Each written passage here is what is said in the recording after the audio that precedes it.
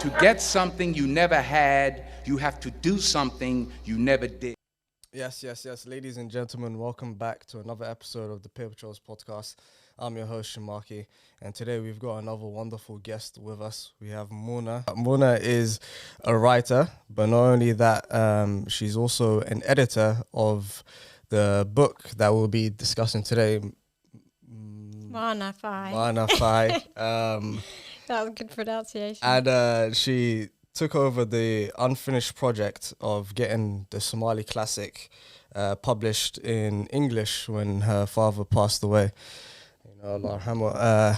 And she's here with us today. So to kind of give a little background as well, we'll kind of talk about, yourself and how you kind of got into reading as well. But first, I kind of wanted to introduce the book as well, because for me, when I was kind of reading through the first pages, I was like, this isn't what I thought it was going to be. The way it was written, and on top of that, the topics that was written about as well. And I actually had to copy apart from it's not the introduction, but the parts before. What's the actual word for them?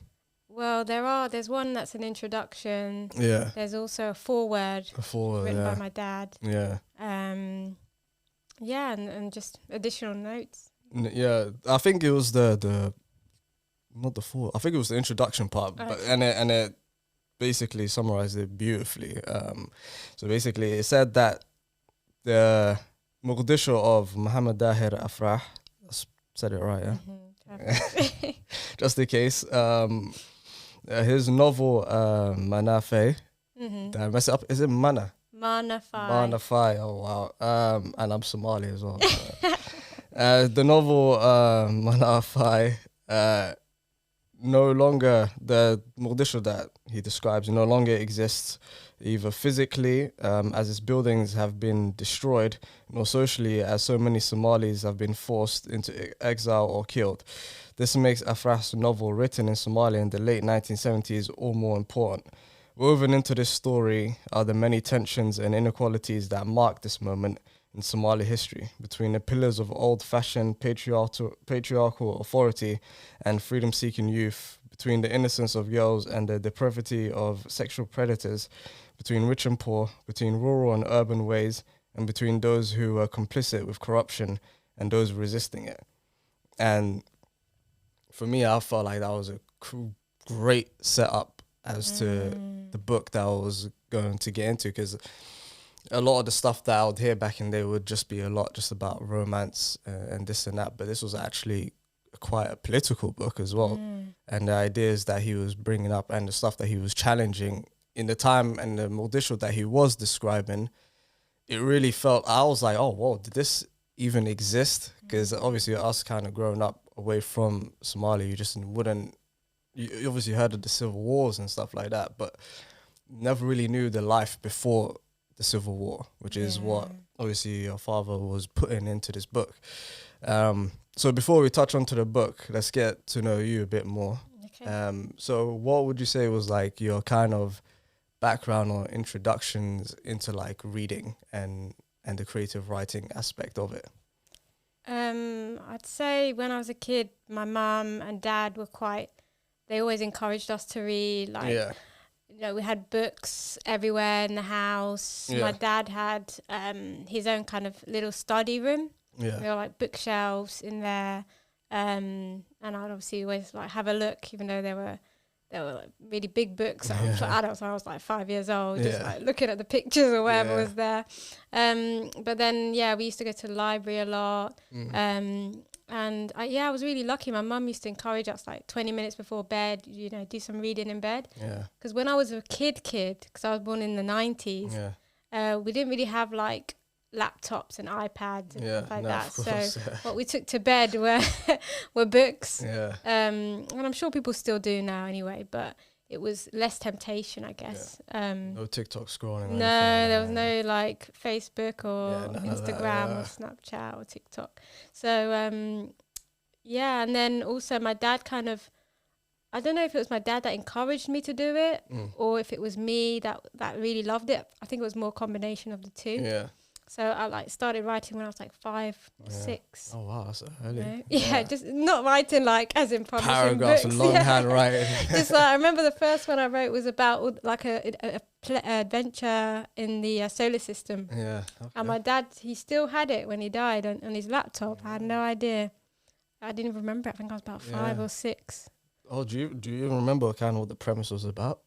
Yeah. It was basically I was kind of jumping from planet to planet. Yeah. I was like, oh yeah, this planet. I was looking for the perfect planet for me. Yeah. You Oh, know? okay. To be fair, that sounds like a pretty good idea. Yeah, it was it was just like a kid's kind of imagination is quite big, and I just found it fun. And my dad kind of felt like, oh, you know, this girl, obviously, this child really loves writing. So I think that kind of inspired me even more to read more and to write more as well. Yeah, no, of course, I can imagine. And was he also kind of writing around you guys, or like, so obviously you said you saw the books and stuff like that. But I feel like also it just might be a very Somali thing to kind of just be into storytelling. Because me, I wouldn't necessarily say I saw like so many books around me, but I would still be the one in my family just like telling kids before, like the kids, I mean my siblings, before we went to sleep, like just stories. But I feel like maybe, was your dad telling you guys stories as well when you guys were younger? Yeah. Or was it just kind of just like a natural thing you kind of lean towards writing and stuff? Yeah, my dad wasn't really, he was more one of those people that kind of, he would tell you stories, but you'd have to ask him. Yeah. You know, you'd have to ask him for the stories. Yeah. And he'd tell me stories like, have you ever heard of Igal Shiadad? It's like an old kind of traditional Somali story or series about like a guy who was really scared of everything. Yeah. And I remember he said, he told us a story all the time about like he was like hiding from his wife, Igal Shiadad. And no, he wasn't hiding from his wife. He was hiding from like a debt collector or something. Okay, yeah. Or somebody was looking for him, As and he was really scared. Yeah. and then he says to his wife, "Hide me." And then the wife says, "Okay, fine." And she rolls him up in a carpet. Yeah. And then so she splashes water on her face and goes to the door when the guy who's like looking for him comes, and she's like, "Oh, you know," she's like, "Where's the guy? Where is he?" Yeah. And then she's like, "Oh, he died. Okay. You know, she's got that water on her face. Yeah. And he's like, "Okay, when did that happen?" And then she's like, "Oh," and then he's in the carpet, and he's like, tell him yesterday. And she's like, it's like, yeah, yesterday. And he was just, there was loads of stories just with that kind of scaredy cat character in it for kids. Okay, He'd tell us that. That's actually interesting. I mean, for me, like, I think, funny enough, even like also reading the parts that you put at the end of the book as well for your own notes, and also reading through this, I kind of realized in my own kind of growing up, I guess, that apart from maybe the tale of like Arwela, or Degder actually. Oh yeah. That there wasn't really many that I was actually exposed to. A lot of the stuff that I was exposed to as a kid growing up were like pretty much like Disney or like The Lord of the Rings. And then, because the only other thing I would see in Somali would be like, you know, the VHS tapes, and then it'd just be like one stage, one mic, and then there's like a band behind, and then there's like a whole play going on. But I couldn't understand it because I was just like, why is the scene not changing? You know, it's just, it changes with like the sound, and then someone else comes in, and I was like, this is the new scene, and I just couldn't comprehend it. But I was going to say, how was it for you? And like growing up, were you exposed to a lot more the Somali culture? I think it was quite interesting because I didn't know that I was. Yeah. I saw it more when I was actually editing the book. Yeah. When I was editing Maana Faay, I was like, every time, you know, because he and the translator who translated it, Maggie Larson, she kept in a lot of the Somali words. Yeah. of like traditional items you'd find in the home. Yeah. And then I'd be like, oh, what's that? And then I'd Googled it and I'd see it and I'd be like, yeah, we had that in the corner of our house. Yeah. You know, or we had a cabinet when they described like the way that the cabinet had all the little glasses inside it and the other kind of things that they'd have in there. And the kind of cloth chair, all those little items. I was like, yeah, we were surrounded by that. That's true. Kids. One thing I would say as well is like that I find amazing is that like Somali households feel very familiar because everyone kind of has the same thing in the house. Like even that small thing you're saying, that like clothing that you put on the chair. Yeah, it's like when I was growing up, it was in everyone else's house. You know, like even to the curtains, to like the Quran on the wall, to like everything. It just feels like you're in another Somali household, but just in a different setting. Like, and I feel like, especially the older generation, I don't know how, I guess our generation will be when we grow up, when we have kids, I mean. But it's like, it felt very like grounded and very rooted in how it was back home. Despite our parents, I guess, like leaving for so long. And in the beginning part as well, it also said that, but I don't know if it is correct or how it was said, that your father was also exiled. Or is that too much of a harsh word? Because that's how I read it. Yeah, I think, to be honest, it was, but I realized on Wikipedia, or that the people that like writing about him, after he died, the word exile got changed. Yeah, okay. Or maybe they did see it as a little bit of a harsh word and it got censored a bit. To like he left. Yeah. But really, because even though it seems on the surface like it's a love story, when you read it, you're like, no, actually, it's not. It's more about kind of the corruption, the divide between the rich and the poor, the way that kind of when people do end up thinking about themselves instead of like the duty or to their country and to the people living there. Corruption and famine and poverty and war is a result of that. And it's also really a criticism of arranged marriage as well, and the kind of troubles that can come from that, and staying very rigid with tradition no matter what the damage is. You know, it also kind of criticizes clan culture. But I think the thing that got the government quite like not happy basically about what was written was the way that he describes basically the character, you know, Dege. Chamat Dege. He's basically the representation of the way that, I guess, of a government that is given funds to help the people, and then instead of helping the people, they indulge in their own kind of needs or their own kind of financial gain, you know, every man for himself kind of thinking. And then the suffering that can come, you know, one of the other characters, Ahmed, who's one of the engineer. Yeah, the engineer, Ahmed, the engineer. He's the representation, and that's his son, and he's the representation of the opposite. He feels that if people from the beginning had sacrificed, you know, people who were in power had sacrificed and hadn't taken money that was meant to boost the country up, and instead put it more into public funds and building a country, we wouldn't have been struggling so much. You know, as Ahmed says, you know, in the West, they're now reaping the rewards. And this is in the 70s. He's talking about like when he went to Italy and other countries in France and other countries in Europe, that they're reaping the rewards, but we're not because there's a lot of corruption. You know, even though we were given our freedom, we were given independence, there was still a lot of corruption. You know, and I think that kind of criticism was not acceptable. No, of course. And funny enough, the character that you mentioned, is it Dege? Chamat Dege. Chamat Dege, for me, it may sound crazy, but he was one of my favorite characters. Oh, really? Because I mean, obviously, like I say, I highly suggest everyone grab this book.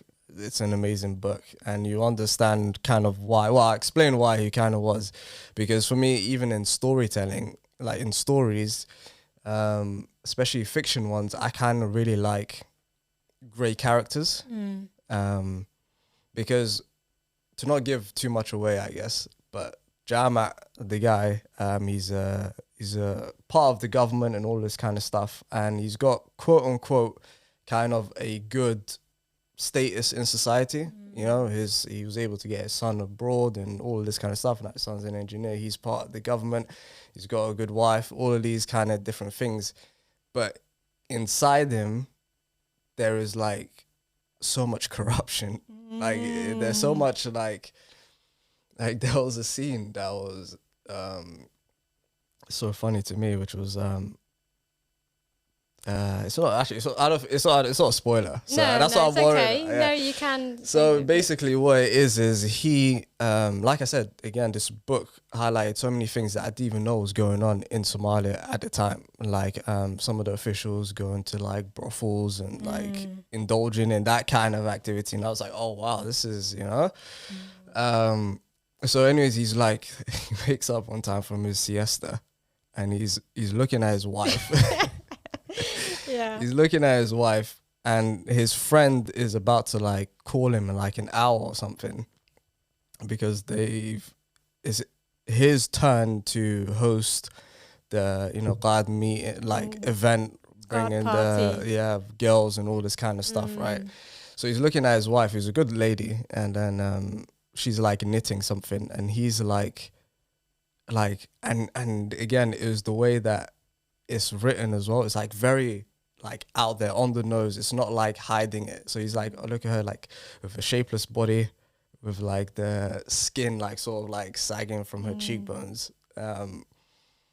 and she has no idea that I am with women like much younger than her, much prettier than her, like, and she assumes that I'm a good guy and that I wouldn't do this to her. And not only that, she assumes my friend is in her best interest, that he cares about how she would feel. And then, and it was so weird because it was like, at the beginning, he starts off kind of almost criticizing her in a way. Like, well, you kind of look like this now. You've gone older. Whereas the young girls don't look like that. And then as he kind of goes on, he's kind of like, okay, no, but what am I saying now? He's kind of like in this weird conflict of, and then the Adhan comes on and then he's like, do I really go pray despite knowing what I'm going to do in the afternoon, you know? And even his friend coming in, and his friend, he's a very cheerful guy. He comes in and he greets my wife and she greets him back, and she's always like, oh, these late meetings you're going to is going to kill you, and like actually worried about me, but I'm getting up to no good. And that, I can't lie, that blew me away, because even in like most, like I would say the stories that I've read, there's very few grey characters. It's like either it's a very good character that everyone now roots for, or they're a very bad character that everyone is like rooting against, you know? Yeah. It's like Harry Potter, like Voldemort. It's like, okay, there's no redeeming qualities about thingy. So I was like, okay, wow, this is a real character here who's got this conflict in him, and I can't wait to, read more about him. Yeah. But I was going to say, how was it for you kind of like reading this? And I was wondering if you was just as surprised by kind of the topics as well that were addressed in this book. Because I felt like it wasn't that common. Yeah. Especially, I mean, I haven't read Somali literature, I'll be honest, but like even from society and what's taboo, what's not to be spoken about, this feels like it'd be topics that people just wouldn't even touch. Yeah. You know? Yeah, exactly. And I think for me, I wasn't really surprised at the fact that it was kind of, these topics were coming into it. Yeah. But I was kind of surprised at how open it was about it. But, you know, my dad, he I could tell from reading it, he was literally writing what he had seen. Yeah. You know, in terms of he even puts in the street names, I mean, streets that don't even exist anymore, you know, the cinema names, the coffee shop names, the theatre names in Mogadishu. Yeah. And so he was writing what he sees, so it was more kind of informative to me. And I was like, oh, yeah, that's quite interesting, because I think my knowledge of my dad, like he started Somali pen. You know, there's an international pen kind of society. Okay. And Somalia didn't have, like I mentioned, basically they didn't have they have, you know, Italian pen and you know, British pen, all the other countries, lots of other countries, but there was no Somali pen. And pen is a kind of industry that was, or a I guess you could call it a union that was open in 1921 for people for writers, to support them in being able to express themselves freely. Yeah. You know, so not being censored. Yeah. Because maybe somebody wouldn't like what was being written about. And I think that there were small clues to me like that. Okay. That before I read Maana Faay, that made me think maybe, and also the fact that he was exiled, and the fact that, you know, this book was quite, like, people would queue up. My uncles would tell me people would queue up and just try to go to another city to just read it. Because they'd be printing out different pages, and they made it into episodes, and people would like, and the buzz that it created. But I don't think it would have created such a buzz if it was just really kind of like a bit coy or a bit scared because it's things everyone probably knew was happening. It's clear. But no one's talking about it, you know. And it wasn't like, oh, just gossip for the sake of gossiping. It was really having an effect, corruption, on, you know, morale in Somalia after like they got their independence. So I think it didn't really, to answer your question, it didn't shock me, but it made me think, oh, okay, yeah, go, Dad, because this is really important stuff that needs to be talked about. You know? Especially like people like showing the hypocrisies of people in those positions that would, or not even that, just like the sort of religious aspect of it, like the religious hypocrisies of him, like that, the Jama guy who'd also have like a lot of criticisms for his son, but he's like just open outward with it when he's also like this, you know, which I feel like a lot of people kind of are, especially men in those kind of positions. But to kind of just go back to the pen thing, because that's quite interesting. Is it something that was set up in Somalia, or is it like an international thing, but then Somalia joined? Yeah, so Somalia wasn't a part of it.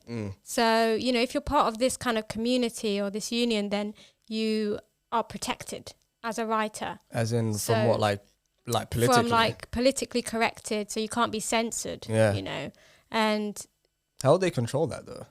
So, so how would they control people? Like in Somalia, would they just go in there and be they got arrested. My dad used to be in like with a group of people who were writers and things like that, and they ended up getting arrested in the 80s. I think early 80s, I think, in Ethiopia. So they'd get arrested.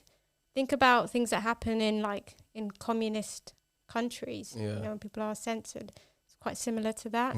And I think it's really important. I think we probably take it for granted nowadays in Western society that you can write what you want. You can go on a podcast and talk about what you want to talk about. You don't have to worry about if this is going to offend the government. Is this going to get me into trouble? You know, is this going to? I guess in a way people do argue about like the PC culture and things like that, but it's not the same thing. Because I think people are literally just talking about what was there. Nowadays, like you can make a video or a podcast and put it out there. I think in those days it was a threat to your life. You know, it was a threat to your life and your safety. Not and just again, like being cancelled. Of course. And being cancelled there isn't just like, you know, oh, this person's off social media and now they won't get this brand deal. Like being cancelled was like serious. So when it was kind of like this whole exile thing, he left the country, or was it kind of like it was too dangerous for him to kind of stay there? And then he was like, okay, I have to go now. He left. So he was like, you know, I can't stay here anymore. and so it wasn't a safe place for him to be. And to be honest, I mentioned it in the afterword that there's a lot of questions I have, you know, still for him, because like when you ask a question like that, it's still a bit of a grey zone. You know, I'm not 100% sure if he left out of his own accord or if he was pushed out, you know, because he did return and settle for a while in Somalia. Okay, and how was it when he returned? Was it less hostile? Yeah, it was much less. This is many years later, like many years, like 20 years or something. I mean, even like when you speak of like the years and stuff like that, when you think of the difference of even the, like when you said the city names, the street names that he was speaking about no longer being there, is like, it's, I forgot who mentioned it in the book as well. It was kind of like, it's very important. It's almost like a safeguard of this is what once was, by mentioning, you know, like you said, even the cafes or the cinemas, because I guess the later generations would not know that this ever existed, you know, because Mogadishu obviously used to be very big. I mean, bustling, like it was actually, even back in the day, like you see some videos of it, and the type of stuff that you see is like, it was like, wait, this was happening in Somalia. Like people had like, what they called, like the Italian Beatles, I just call it the Herbie. What was that film? Something that was that car that could talk. That Herbie or something. Herbie, like that. fully loaded, something like that. Yeah. So like those kind of cars, like driving around the place, like high end Italian cars. And then you look at it now, the same like buildings that were there are just like demolished, and it almost feels like there's nothing else back home, you know. And it's interesting. I mean, even for me, like, I think this has kind of had, I would say, like, kind of an impact on even the way I would want to write stories, by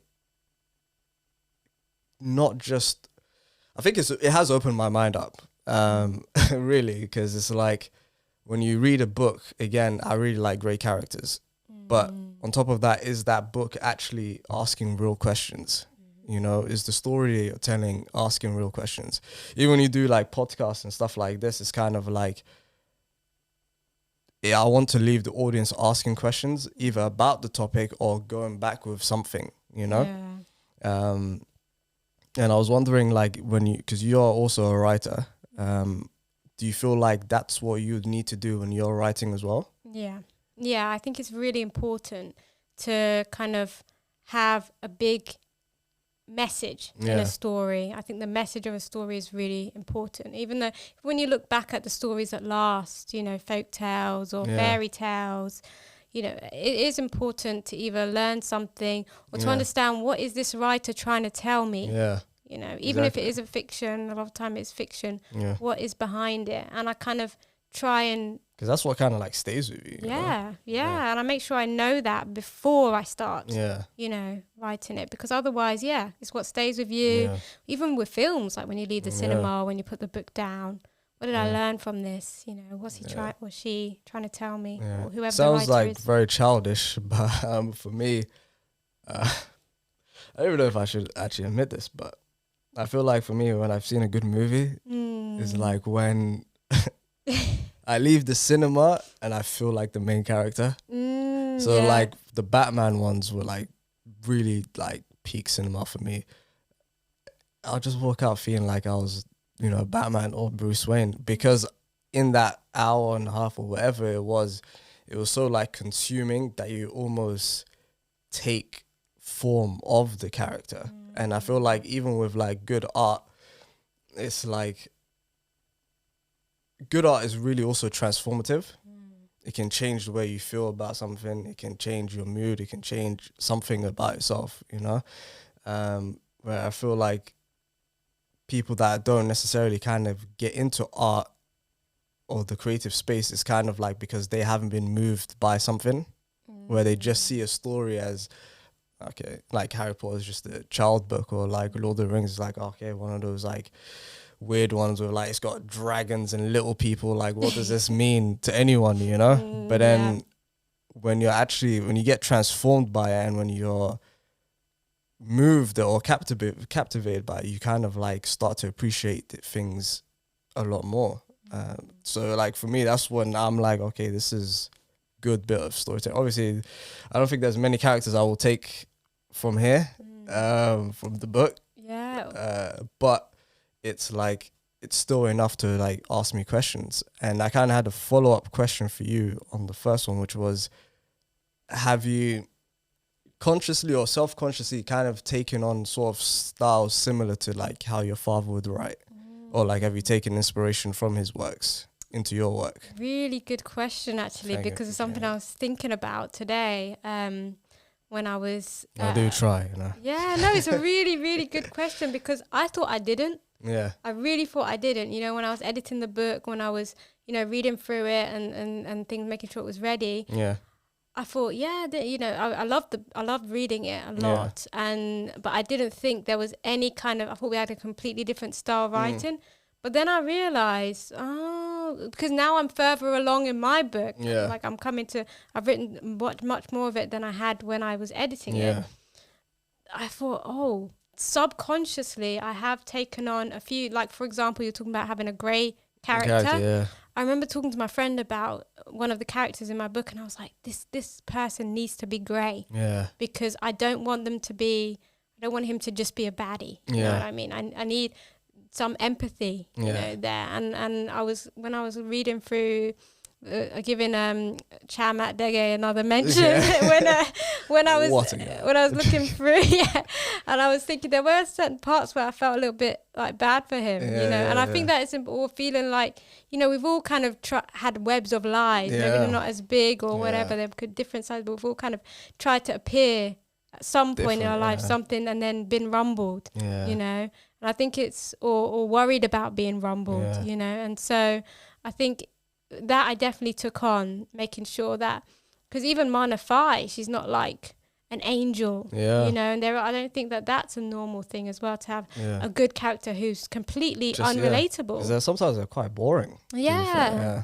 So it's important to have layers. I think we all have layers, and in order to connect and leave the cinema thinking I am that character, you have to see something about that person in that you can relate you to, know. exactly, and I don't think a completely great person who's like innocent and has never done anything wrong or does the right thing all the time is a relatable character. Yeah, it's not. You know, sometimes you need to see the sick, twisted side. You know? That's what it is. Just to like kind of know, okay, they have these thoughts. You know, sometimes they might not even act on it, but it's kind of like, you know, like one of the great characters that I really liked was, I don't know if you've seen Game of Thrones, but it was a guy called Jaime Lannister, where he's kind of like bad in the beginning, and he's got some really like redeemable traits, and then you kind of realize, oh, okay, so he's doing these, like his motives are for these reasons, which some of them are quite noble, and then sometimes he might just do something completely weird, and you're like, okay, cool, he's still a bit, you know, 50-50. But like for me, it was like, okay, cool, this is someone that's quite interesting, you know. This is, in some ways, like I said, like you said as well, the great characters are kind of more relatable because everyone isn't perfect, you know, and you're kind of like, okay, cool, now do they have a redeeming arc or do they not have a redeeming arc, you know? So that's interesting that you said that you've used that kind of great character in your writing as well. Is there anything else, like in terms of like, I don't know, the way you construct scenes, or would you say that's all you? I think another thing is probably kind of get into the character's head, you know, because I like that part of it. And I didn't, it was another subconscious thing where I really liked in Maana Faay when you kind of knew a lot of what the characters were thinking, you know, that kind of inner turmoil going on in your head. What should I do? And I think I definitely use that now in my writing. And also probably writing in a way that's not restricted, you know, not kind of like thinking, oh, what if my mum reads this, or oh, what if, you know, what's this person going to think or that person going to think? Obviously not just doing it for the sake of it, but if it serves a purpose in the book, just keep it in, you know, make it authentic. And I think that if my dad could do that in such a time where, thinking about it, maybe in certain societies it's quite like free. But really in Somalia, traditionally, I'm talking about people, like my dad was born in like the 1940s. So this generation are really kind of probably the first generation to start testing things and boundaries, probably hearing music and things from the West like coming in. But it was still very difficult to mention these kind of things. So if he could do it then even sometimes I felt a bit uneasy. I was like, wait, is this allowed to be is this allowed to be spoken about? And then I'm like, not only did he write about it, this was, like you said, people reading this off of newspapers like every week as the new chapters were coming out. And I was like, yo, this is wild. Scandalous. Yeah, I mean, you want to know, like, what's happened? And it's also something to talk about as well, especially if it's like, have you ever watched a series or something and you're like, oh my God, like they really pushed it. They really pushed it. Did you see that? Like Squad Games. Did you remember that? Squid Games. I think it's Squid Games. Squid Games. I actually didn't see it. Or Tiger King. Those ones that are like, they just get weird or really something you've never seen before. Yeah.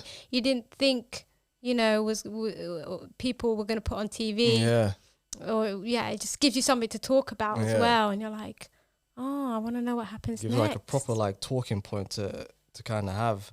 I was going to say as well, in the book, was there any parts in it that you felt like was your favorite? That you really enjoyed? Yeah, there's a few parts. I think I really liked Ahmed's kind of conversations with his dad, because I really liked I enjoyed the kind of conversation of two people born in different times with different views. Obviously, they love each other, but they're trying to. It's something that I felt would be a timeless conversation between a parent and a child, someone from an older generation and a younger generation. No matter when you're born, there's always that generational divide where like the new way of thinking and the old way of thinking clash. And I thought that just coming from, even though it's a completely different place, completely different time and place, it's still kind of still prevalent. And also Baden, the character Baden, who's the brothel madam, the courtesan. So I really liked when she kind of had that opportunity to tell her story. I think that it was one of those stories that probably one of the unheard voices that are quietened down and not allowed to be told. And I really enjoyed kind of hearing about what brought her to where she was at. Just really, really interesting. Everyone's got a story to tell. As well, everyone's got a story to tell, and it's really important that it's heard. And especially like how they end up in certain places, because I feel like, the more I've grown up, I've kind of realized the more that sometimes you might not have to agree with someone, but like just trying to understand how they've got to where they are is just as part of the story and the interest and the curiosity of why they do certain actions,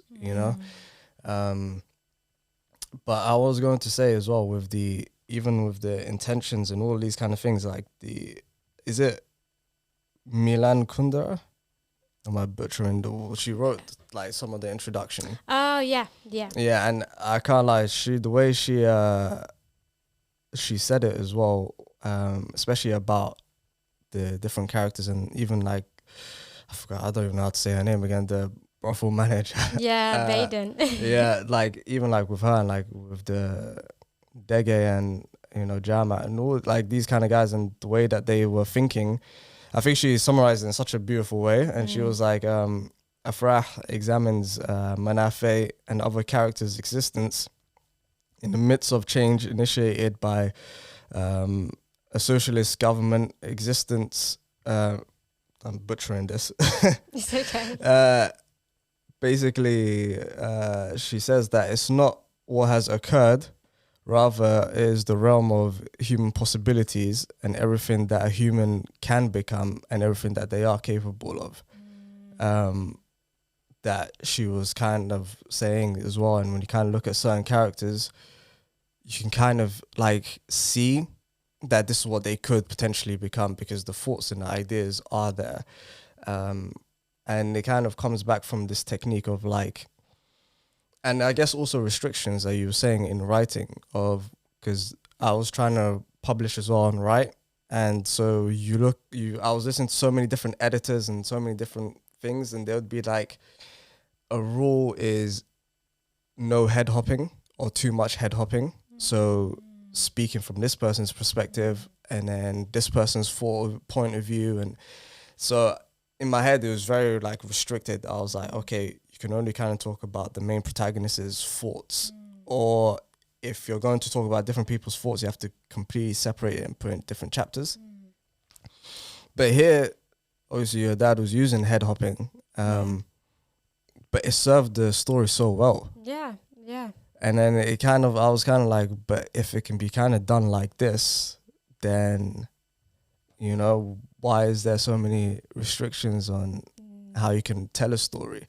I think that's really another good question, because I think there shouldn't be, you know, restrictions. I think restriction is the antithesis, or it's the enemy of creativity. Yeah. Because, you know, I was actually talking to another young Somali writer. She's writing her first novel. Yeah.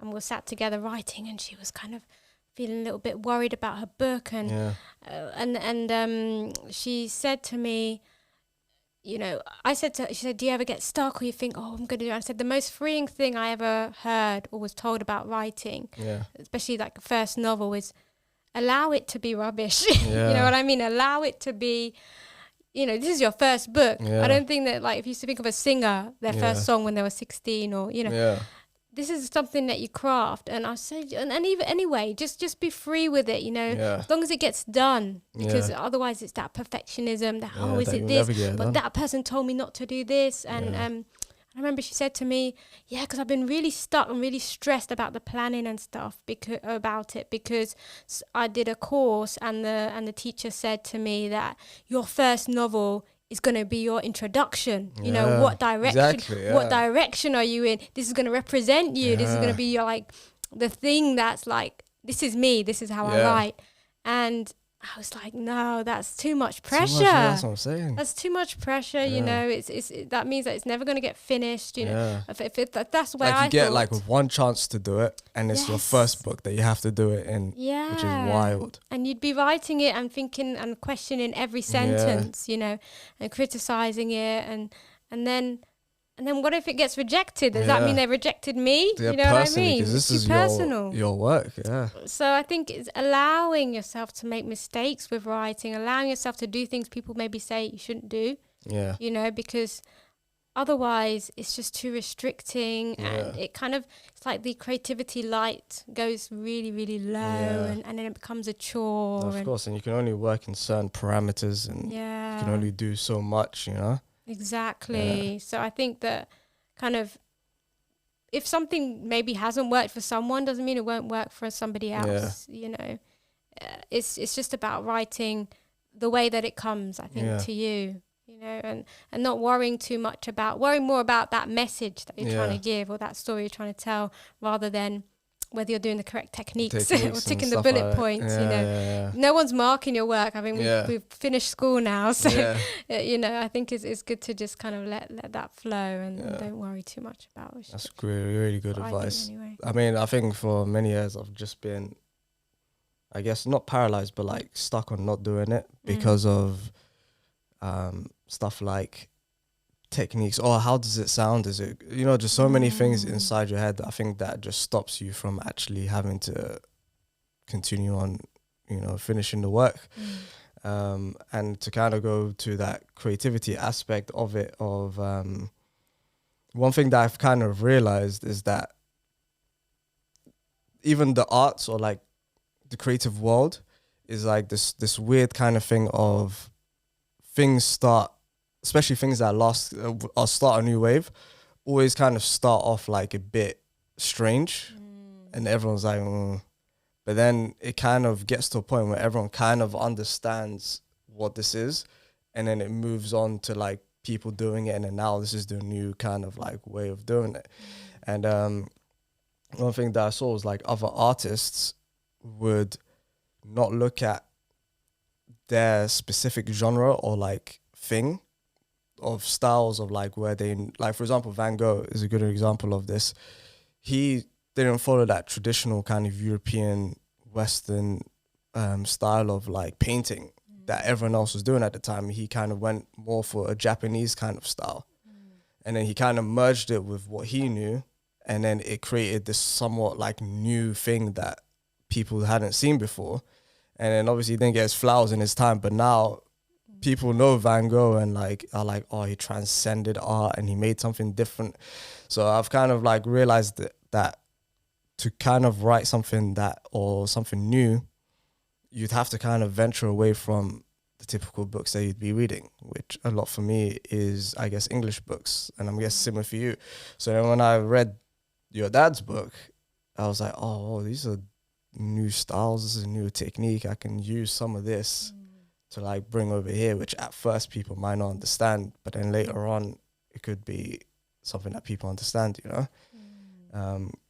And again, like I said, I have to give credit to your dad on that one, because that's sometimes what you need, you know? You need to be able to find new inspirations by looking elsewhere. But obviously you said as well that you was writing and writing with other people as well. How close would you say you are to finishing? I would say I'm thinking December. This year? Yeah. Oh, wow, okay. So I've said it out loud. So yeah, it's so now we be, have to keep you so to I know it. you're going to be in touch. Yeah. And it's definitely it's my first like proper finished novel. I've done short stories and things like that. But are we able to get like exclusive like premise or like synopsis or something? I can give like a little bit of a 1-sentence summary. Okay, yeah. Maybe. Yeah. So it's about a woman and she's living an isolated life in her late 30s.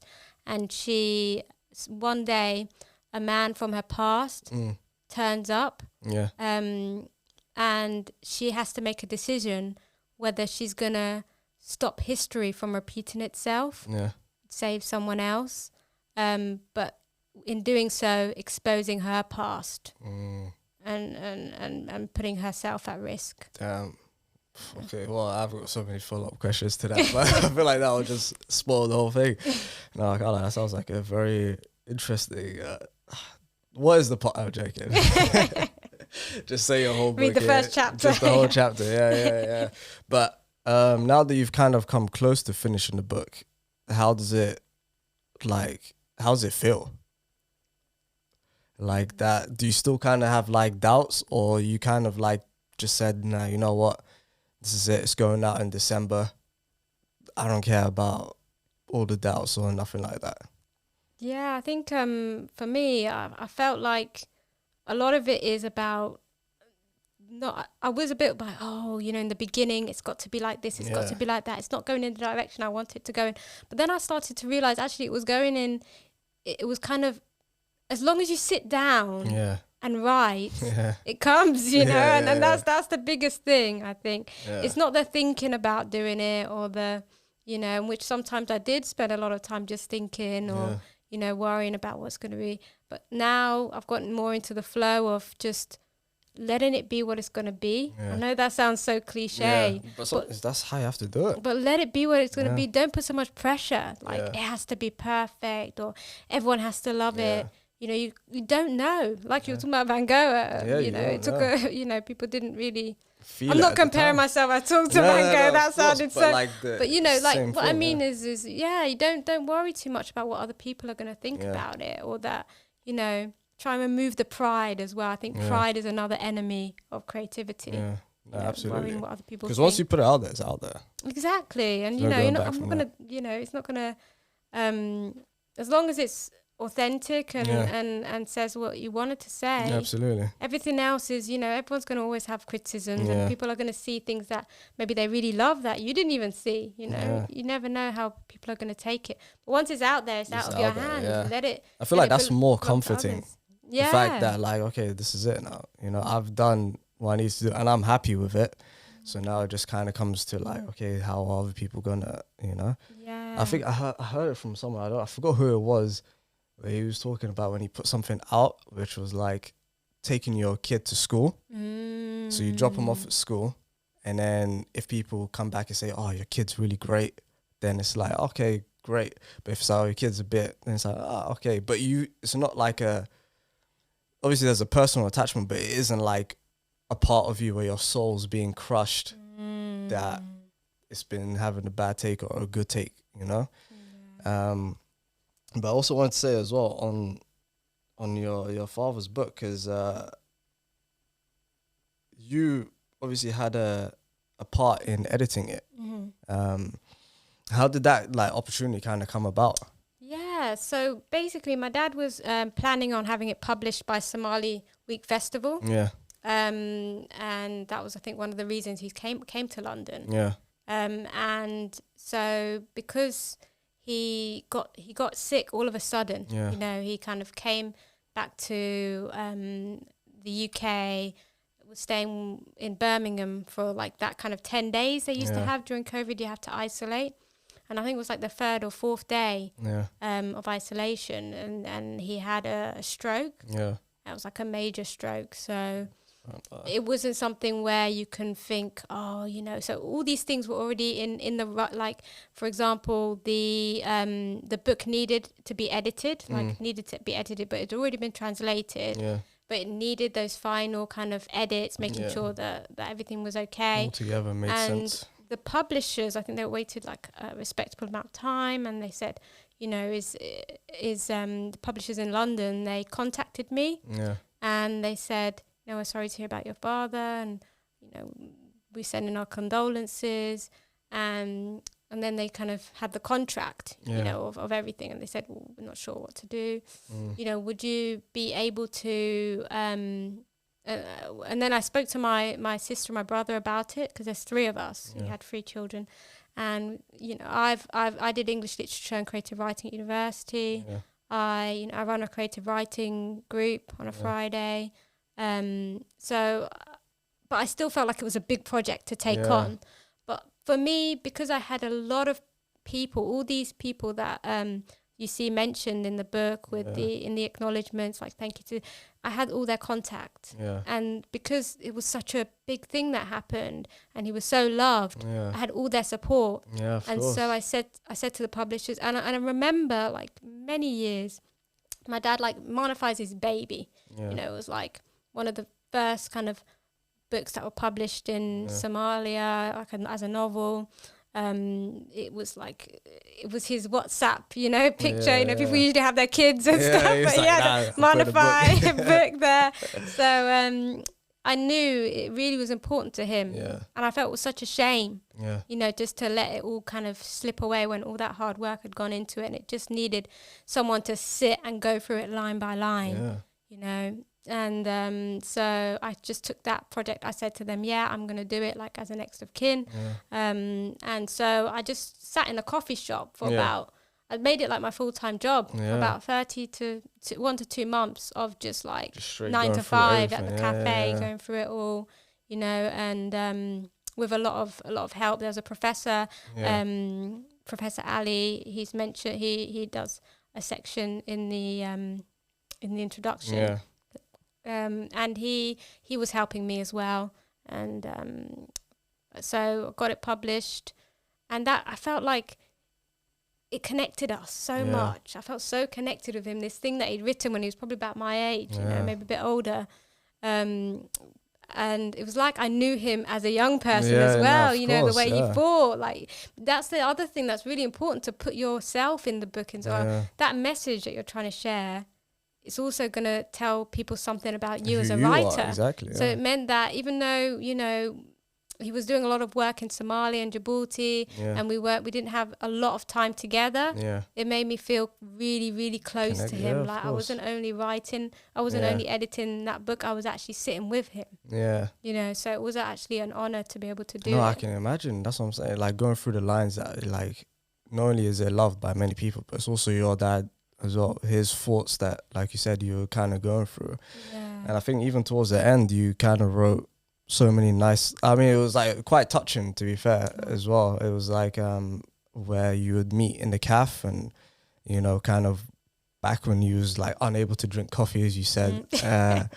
So you'd have hot chocolate and you're just like asking him questions and this and that. And then kind of afterwards, he would like, when as you got older, you'd be like, oh yeah, so bring a pen and I would like you to write my kind of like life story and this and that. And the fact that, like you said, that gave me the, I guess, the acceptance or the honoring to be able to write the story that he wrote as well, was quite touching, because you then said that after he passed, there were so many questions you still had that you never had the chance to actually ask him on,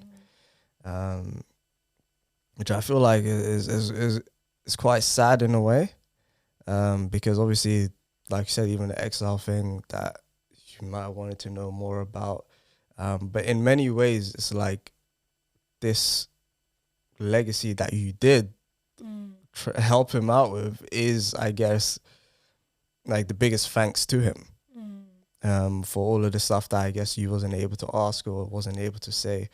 And I kind of wanted to round it off with, I think, a beautiful passage that you wrote. Okay. To put you on the spot here. Yeah. Which was, well, you said, I promise you that I'll make you proud. I'll write every day like you always told me to. Don't worry about Maana Faay. Did I butcher it? Maana Faay. Maana Faay, yeah. Don't worry about Maana Faay. I will take care of all of that for you. I'll take on all these responsibilities, and I promise you just rest now, Baba. And as someone that has read it, I can say that you've actually fulfilled that promise, because you've done a great job in being able to convey everything that he was trying to say in a whole different language, which we both know in Somali there are so many words that you cannot just easily translate one for one, you know. Sometimes you actually have to deep it and be like, okay, no, this actually means this, but it also means two other things. So it's like, you know, and I just want to say you've done a terrific job on doing that, and in obviously cementing his legacy. Thank you. No, it's all right. It's my pleasure, and I feel like as well, because it's a interesting one in kind of. But first, actually, just a side note: what does Maana Faay mean? Because I'll kill myself if I never asked. Oh, it's in the beginning, first chapter. It kind of talks about it. It says the meaning, like when I named her Maana Faay. I'm trying to remember. It's two names put together, and I can find it out for you and let you know. But I think it's some. I don't want to guess it, but it's two beautiful things put together. Yeah. And I can't remember exactly the meaning. Yeah. But it's one of those names that are like, you know, when somebody's given two names and it makes them extra special. It's one of those names. Like, you know, for example, my name, Muna, means like a wish or a desire. Yeah. And so another name might mean, you know, a dream come true, or a wish or a desire and then fulfilled. And then you put them together. And I was reading it over again, and it's, if you do pick up the book, I'll say to anyone who's listening, it does talk about the meaning in chapter 1. Yeah. It's explained. Yeah, no, of course. And obviously it was kind of named after. Yeah, well, my uncles and my dad's like writer friends and would say, where's Maana? Like, how's Maana? Maana Faay. Yeah. And I guess because my name is Muna, it's quite close to Maana as well. Yeah. Wow. And if you were to say one thing about the book to kind of wrap it up, what would you say? I would say, if you want to have a taste of a place and time that, thanks to, I think, my father and his book, that is fascinating, does not exist anymore, but will live on forever in this book. If you want to know more about Somalia, not just the way it's seen in the news or, you know, what's happened in recent history, but Somalia as it was, then I would say read the book, because it's got a lot to, you can get lost in the words and completely see you know, what life was like in 1970s Somalia. For all the madness and that happened. Yeah. And so I'd say, and also the message in it is really moving as well. No, of course. I really appreciate that. And usually I would say to check you out, but you have no socials. I mean, so I'm going to be starting probably, I'm going to need to start an Instagram. Yeah, you got a book coming out. Yeah, exactly. So to kind of, to get things out there, I think it'd be good definitely to end that social media blackout. To finally be a normal person. But no, obviously, thank you for coming on, and inshallah, when that book does come out, we'd love to have you again on to discuss about now your works and your point of views and stuff like that. So again, thank you very much, Muna, for coming on. No, thank you. I really appreciate it. I really enjoyed this episode as well. Me too. And like I said, we'll definitely love to have you back on again. Thank you for inviting me. That's all right, anytime. And we'll see you guys very soon. Thanks for listening to the Paper Trails podcast. If you like this episode, please leave a review, comment, like, and subscribe. And be sure to follow us on all our socials. Keep moving, keep growing, keep learning. See you at work.